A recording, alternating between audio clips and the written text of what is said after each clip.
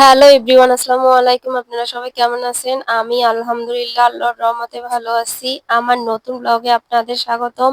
আমার আজকের ব্লগে থাকবে গ্রামের পুকুরে মাছ ধরার এক রোমাঞ্চকর মুহূর্ত। আর এই রোমাঞ্চকর মুহূর্তটি আপনাদের সাথে শেয়ার করার জন্যই আমার আজকের এই ছোট্ট ব্লগটি। আশা করি আমার এই রোমাঞ্চকর ব্লগটি আপনাদের কাছে অনেক বেশি ভালো লাগবে। তো চলুন উপভোগ করা যাক। ক্যামেরার সামনে মাছগুলো দেখে আপনারা কতখানি বুঝতে পারছেন জানি না। এগুলো সবগুলোই হচ্ছে পাঙ্গাস মাছ। আর এগুলার একটার ওজন হচ্ছে 250 থেকে 500 গ্রাম পর্যন্ত। আর এই পাঙ্গাস মাছগুলো বিক্রি করে দেওয়া হবে, কারণ ওরা অন্যথায় এটা মাছের যে প্রজেক্ট গুলা আছে বা বেরি বলেন যাই বলেন ওইগুলাতে চাষ করবে। এই জন্যই তারা এই ছোট ছোট বাচ্চা পাঙ্গাস গুলো কিনে নিয়ে যাচ্ছে।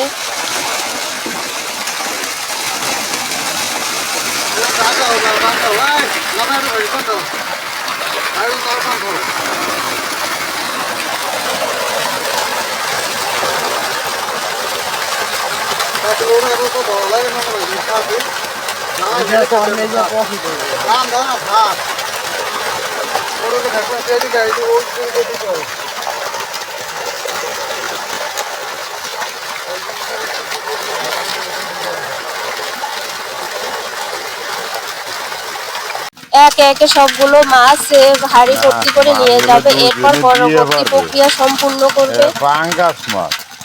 আরে জালটা হলো বেশি সমস্যা। ও জাল রে আমার। আরে জালটা কারো দিছি কাবলের ওই জায়গায় টান দিয়ে হারা রাখলে এগুলো সারাইছে এই তো আমি জানি। রান্দাবাড়ি আর এই কেবল সাইকেল লেগেছিল বছর ফিরে আগে। ভোর রাইতে গেছি, রাত 10টায় নামছে যে মাছ দেবে সে আর সবগুলো মাছকে একে একে হাঁড়ি ভর্তি করে এখানে নিয়ে আসছে। এখন হচ্ছে যে পরবর্তী যে প্রসেসিং আছে ওইটা করবে, কারণ এই মাছগুলাকে এখানে ওজনে দেওয়া হবে, ওজনে কত কিলো হয়েছে না হয়েছে। এরপরে এগুলাকে গাড়িতে তুলবে, ড্রাম ভর্তি পানিতে এই মাছগুলোকে রেখে দিবে যাতে মাছগুলো মারা না যায়, কারণ তারা তাদের প্রজেক্ট বলেন পুকুর বলেন বা মাছের বেরি যাই আছে ওইখানে চাষ করবে। এই জন্য মাছগুলোকে পানির ড্রাম ভর্তি করে নিয়ে যাবে। মাছগুলো ওজন দেওয়ার জন্য মাছগুলোকে একটা ক্যারেটের মধ্যে নিয়ে নিচ্ছে, যাতে মাছগুলো থেকে সম্পূর্ণ পানি ঝরে যায় আর ওজন দিতে সুবিধা হয়। এই জন্য মাছগুলোকে ক্যারেটের মধ্যে রেখে সবগুলো পানি ঝরিয়ে নিয়ে এখন ওজনে দিল, কত কিলো আছে না আছে তা দেখার জন্য।